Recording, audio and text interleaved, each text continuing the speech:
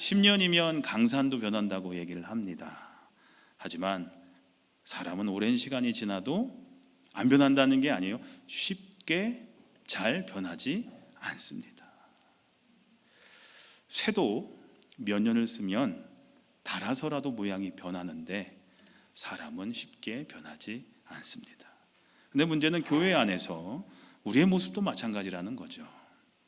수없이 많은 성경 공부를 하고 무슨 코스 해서 성경 공부도 많이 하고 성경 통독도 많이 하고 수많은 설교와 찬양을 들어도 사람은 잘 변하지 않습니다.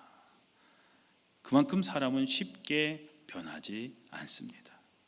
그렇다면 어떻게 해야 우리가 변화를 경험할 수 있을까요? 고린도후서 5장 17절에 답이 있습니다. 바로 예수님이 하실 수 있다라는 겁니다. 예수님만 사람을 변화시키실 수 있다라는 겁니다. 한번 같이 읽어볼까요? 시작. 그런즉 누구든지 보라 새 것이 되었도다. 아무리 녹슨 고철이라도 용광로에 들어가면 녹아서 맑은 쇳물이 되어서 다시 나오듯이 어떤 사정, 어떤 과거를 가지고 있는 누구든지 예수님 안에 들어가서 녹아지면 변화되어 새 사람이 될 수 있다는 겁니다. 예수님 안에 들어가야만 우리는 새 사람이 될 수 있다라는 겁니다. 그렇다면 어떻게 해야 예수님을 통해 우리가 변화될 수 있을까요? 오늘은 이것만 기억하시면 됩니다. 예수님을 만나 예수님을 알아가면 된다. 아무것도 이제 앞으로의 설교 기억 안 하셔도 되는데 이것만 기억하시면 좋겠습니다. 예수님을 만나, 한번 같이 읽어볼까요? 시작. 예수님을 만나 예수님을 알아가면 된다. 많은 사람들이, 여러분들도 마찬가지로 예수님에 대해서 잘 알고 있으실 겁니다. 예수님의 부모는 요셉과 마리아, 예수님은 헤롯 왕 때 베들레헴에서 태어나셨습니다. 애굽으로 잠시 피난 갔지만 갈릴리 나사렛에 정착해서 그곳에서 자라셨죠. 30세쯤 되어서 본격적으로 공생애를 시작하셨고 12제자를 두셨습니다. 3년여의 짧은 기간 동안, 사역 기간 동안 수많은 기적을 일으키셨고 심지어 사람을 살리신 적도 있으셨습니다. 십자가에 달려 돌아가셨지만 사흘 만에 다시 살아나셨습니다. 부활하신 지 40일 만에 승천하셨고 장차 다시 오실 겁니다.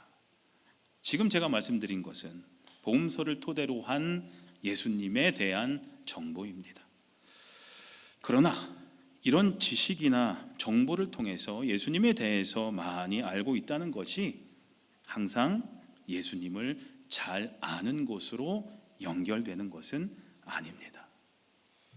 구약이나 신약에서 말씀하는 안다라는 단어의 원래 뜻은 히브리어로는 야다라고 하는데 머리로만 아는 지식이 아니라 체험적으로 관계를 맺음으로 인해 아는 것을 의미할 때 안다, 알아간다라는 단어를 썼습니다. 예를 들어서 사랑을 안다라고 했을 때 사랑을 직접 체험해 본 사람만이, 즉 사랑받아 보고 사랑을 해본 경험이 있는 사람만이 그 사랑의 참 의미를 알 수 있을 겁니다.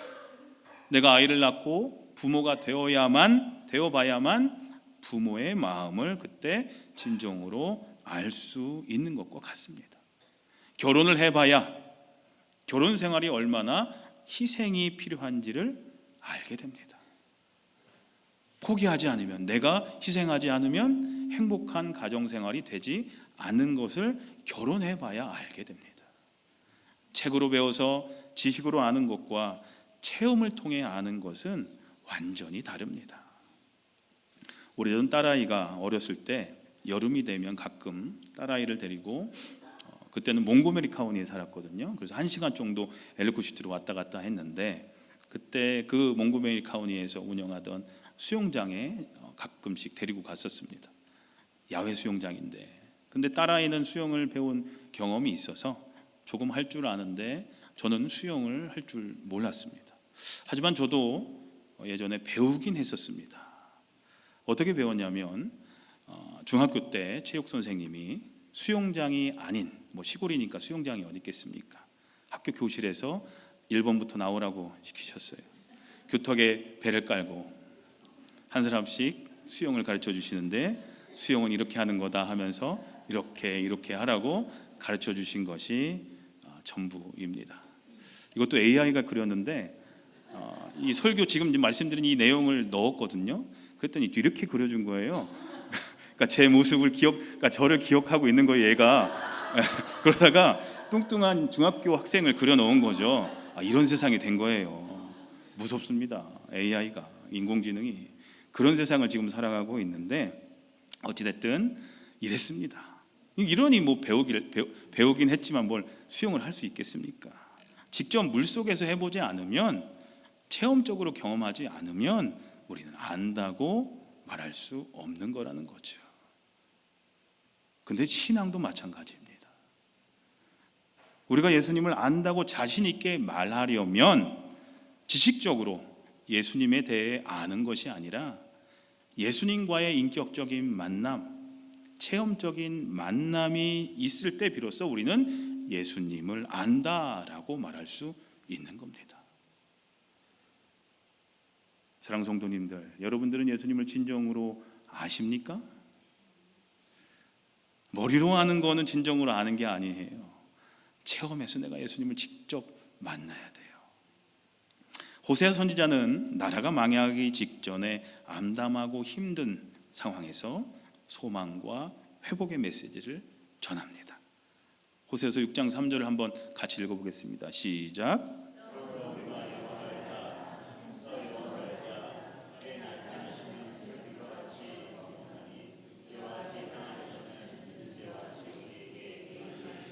한마디로 하나님께로 돌아가서 힘써 하나님을 알자라는 겁니다. 그러면 땅을 적시는 늦은 비와 같이 하나님께서 이스라엘을 회복시키신다라는 겁니다.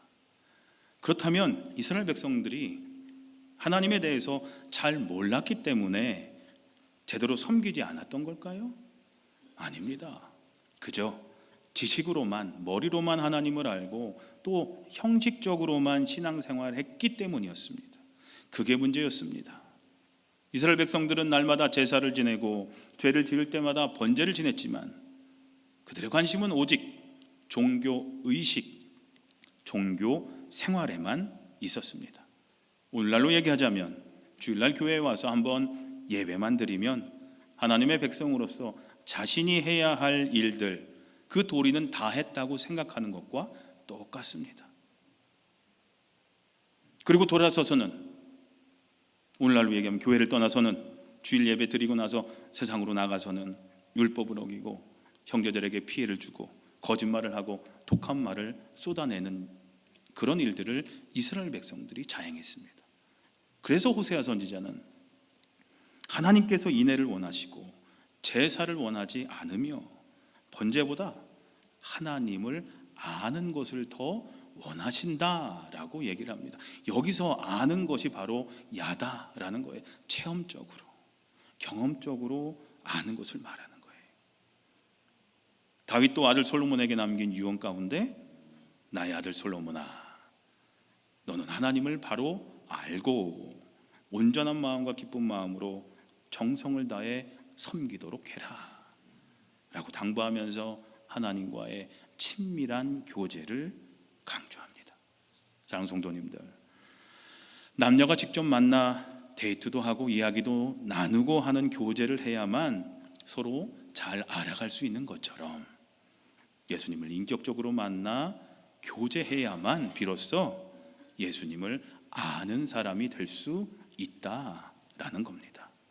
안다라는 말을 믿는다라는 말로 바꿀 수 있는데요, 우리의 지난날의 잘못들, 죄들을 진정으로 회개하고 예수님을 내 삶의 주인, 내 인생의 주님으로 고백하고 그렇게 예수님을 믿으면 그때부터 우리와 예수님과의 사귐이, 관계가 시작이 됩니다. 그리고 예수님을 만나서 그 사귐이 깊어지면 깊어질수록 예수님을 더 잘 알게 됩니다. 그리고 그분을 알면 알수록 신앙적으로 더 성숙하게 되어서 더욱더 그분이 원하시는 삶을 살아가게 된다는 거죠. 남녀가 사랑하면 그 사람에게 마음에 들게 하기 위해서 그 사람이 원하는 대로 삶을 바꾸려고 노력을 하잖아요. 뭐 담배를 피거나 술을 하면 그거 끊어라, 냄새 난다, 싫다 그러면 끊으려고 노력하고 하는 것처럼 마찬가지예요. 예수님께서 원하시는 모습으로 우리도 살아가게 된다는 거죠. 사랑하는 사람끼리, 부부끼리 닮아간다라는 말을 하죠. 마찬가지로 예수님과 같은 가치관을 가지고 예수님과 같은 삶의 방식을 가지고 예수님처럼 행동하고 사랑하고 섬기며 살아가게 됩니다. 그게 예수님을 만난 사람의 삶입니다. 예수님처럼 행동하고 예수님처럼 말하고 예수님을 따라 살아가게 된다는 거죠. 그때 비로소 우리는 진정한 변화를 경험하게 됩니다. 이 변화를 성화라고 합니다. 거룩하게 되다. 이게 우리 삶의 목표가 되어야 합니다. 장성도님들, 여러분들은 예수님을 잘 아십니까? 잘 아셔야 돼요. 머리로가 아니라 가슴으로, 몸으로, 삶으로 예수님을 아셔야 돼요. 그래서 예수님과 교제를 나누셔야 돼요. 여러분의 자녀들, 여러분의 가족들은 진정으로 예수님을 알고 계십니까?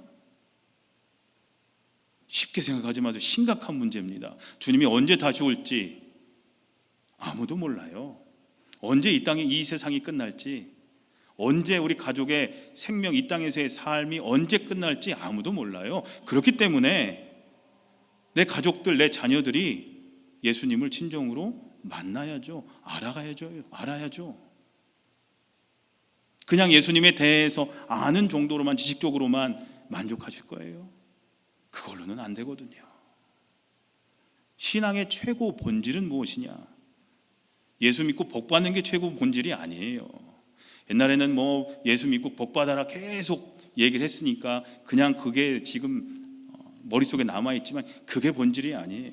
신앙의 최고 본질은 우리가 주님과의 인격적인 만남을 경험함으로써 세상이 줄 수 없는 기쁨을 경험하는 거예요. 그러면서 영광스러운 하나님의 나라를 소망하게 되는 거예요. 천국을 소망하게 되는 거죠.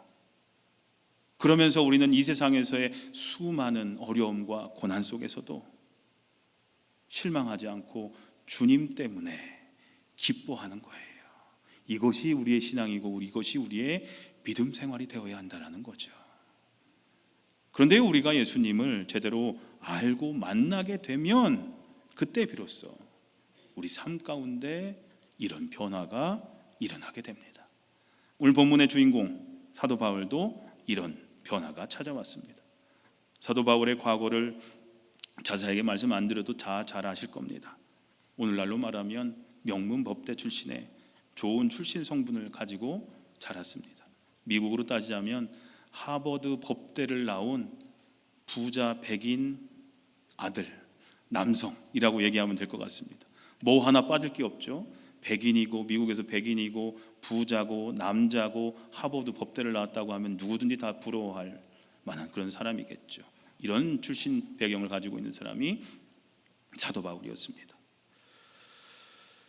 근데 이 사람이 예수님을 반대하던 자 중에 누구보다 앞장섰던 사람이었지만 그 당시 예수 믿는 사람들을 쫓아서 도망가던 사람들이 많이 모여있던 이 다메섹이라는 도시로 가게 됩니다.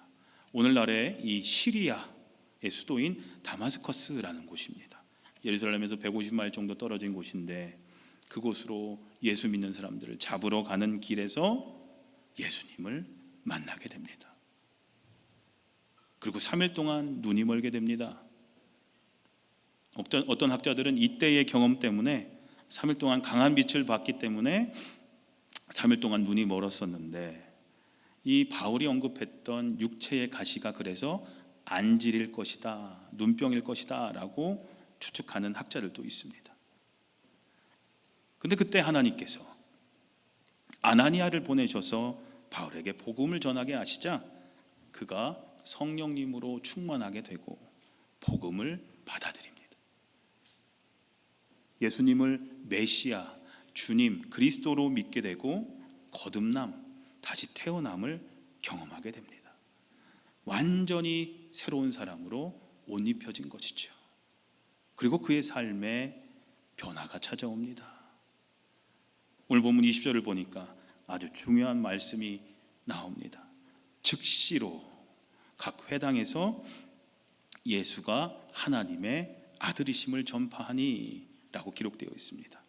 22절을 보니까요, 사울은 힘을 더 얻어 예수를 그리스도라 증언하며 다메섹에 사는 유대인들을 당혹하게 했다라고도 기록되어 있습니다. 사도 바울이 다메섹 도상에서 예수님을 만나고 거듭남의 체험을 가진 이후 그 내용을 가지고 사람들에게 전하기 시작한 거예요. 밖에 나가서 여기저기 가리지 않고 그 복음을 전하기 시작한 거예요. 바울이 선포한 이 말씀이 바울이 남긴 13개의 서신, 신약성경에 있는 13개의 서신의 핵심이기도 해요. 그가 설교했던, 그가 주장했던 내용은 이거예요. 한번 같이 읽어볼까요? 시작.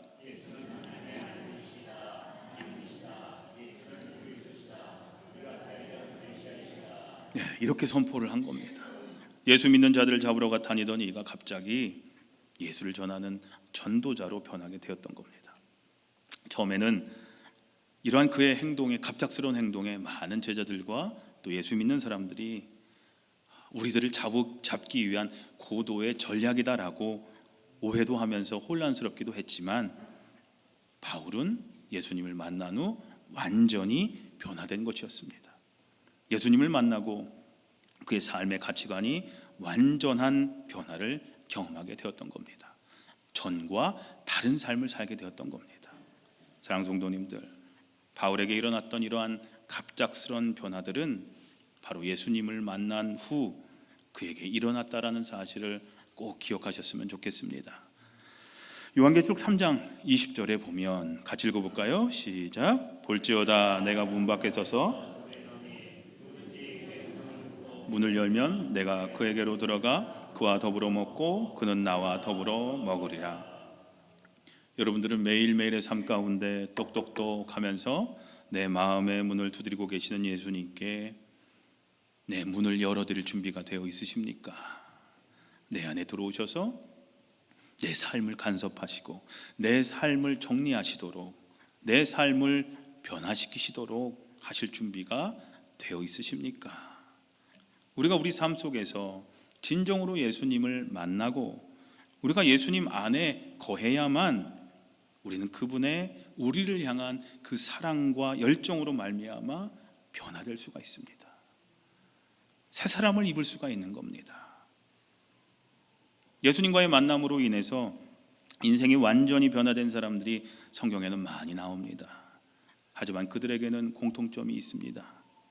바로 예수님을 만나기 위해 그들은 결단하고 용기를 냈다라는 겁니다. 우리를 변화시키시는 분은 예수님이지만 그러기 위해선 우리의 결단과 용기가 필요하다라는 겁니다. 예수님의 제자였던 베드로, 안드레, 야고보, 요한은 예수님을 만나 완전히 변화된 인생을 산 사람들의 좋은 예가 됩니다. 이들은 갈릴리 호수에서 평생 어부로 살 수밖에 없었던 사람이었습니다. 하지만 자신들의 그물과 배를 버리고 결단을 했을 때, 저 예수를 내가 쫓아가겠노라고 결단했을 때 그들은 예수님을 통해 변화되어서 세상을 변화시키는 역사의 주인공들로 쓰임을 받게 되었습니다. 우리가 잘 아는 삭개오, 이 삭개오도 창피함을 무릅쓰고 남들이 다 지켜볼 수 있는 뽕나무로 올라가는 용기와 결단이 있을 때 그에게도 변화가 찾아왔습니다. 삭개오가 용기를 내어 결단하지 않았다면 그는 이런 변화의 기회를 얻지 못했을 겁니다. 이제 말씀을 정리하겠습니다. 사랑하는 성도님들, 예수님을 만나면 변화가 시작됩니다. 예수님을 진정으로 만나면 내 삶의 변화가 시작됩니다. 바울은 예수님을 만난 후 자신의 지식도 명예도 과거의 확신도 경험도 붙잡지 않았습니다. 예수님 앞에 모든 것을 내려놓고, 그리고 그 순간부터 그의 인생의 방향이 바뀌었습니다. 그렇다면 여러분들 삶 가운데 주님 앞에 내려놓지 못하고 끝까지 주님이 손대시지 못하도록 내가 꼭 움켜잡고 있는 것은 무엇이 있습니까? 주님은 계속 내려놔라 내려놔라 하시는데 나는 그것을 붙잡고 안 됩니다 하고 꼭 붙잡고 있는 것은 무엇입니까? 내려놓지 않으면 변화는 시작되지 않습니다. 비워드리지 않으면 주님이 채우실 자리가 없습니다. 결단하지 않으면, 용기를 내지 않으면 우리의 신앙은 늘 알고는 있지만 변하지 않는 신앙에 머무르게 될 겁니다. 우리 대부분이 알고는 있지만 변하지 않는 신앙을 많이들 가지고 계실 겁니다. 저도 그렇습니다. 알고는 있지만 변하지 않는 신앙에 머물지 않기 위해서는 내려놓고 주님께 비워드려야 합니다. 그래야 변화가 시작됩니다. 오늘은 2025년의 마지막 주일입니다. 우리가 이런 결단의 고백으로 2025년을 마무리하고 2026년을 맞이했으면 좋겠습니다. 우리 같이 한번 읽어볼까요? 시작. 주님, 우리들의 마음의 고백이 되길 원해요. 짧은 한 줄이지만 주님, 제 삶을 주님께 온전히 맡기겠습니다. 이제 다가온 2026년에는 예수님을 아는 지식에 머무는 신앙이 아니라 예수님을 진정으로 만나 삶이 변화되는 놀라운 일들이 일어나는 저와 여러분들의 삶이 되시기를 우리 주님의 이름으로 간절히 축원합니다.